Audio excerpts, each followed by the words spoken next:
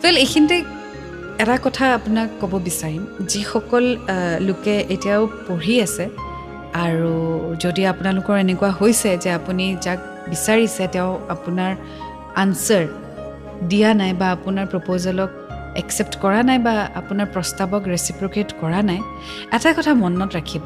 I am চিয়'ৰ খুব বেছি heart broken হোৱা যায় খুব বেছি বেয়া লাগে মনটো অকলে থাকিবলৈ মন যায় কান্দিবলৈ মন যায়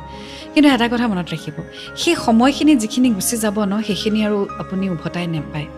ঠিক যিটো মুস্তাফাৰ লগত হ'ল তেওঁৰ ৰিজাল্ট বেয়া হ'ল কাৰণ তেওঁ পঢ়াত মন নিদিলে তেওঁ ৰুমত সোমাই সোমাই কান্দি থাকিলে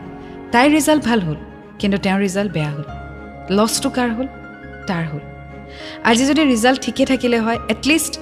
এটা ছেটিছফেকশ্যন তাৰ লাইফত থাকিলে হয় যে অ'কে মোৰ ৰিজাল্টটো ভাল হ'ল তাইও সেইটো কথা দেখিলে হয় যে তাৰ ৰিজাল্টটো ভাল সি পঢ়া শুনাত ভাল সি ছিৰিয়াছ হয় ল'ৰাটো তেতিয়াহ'লে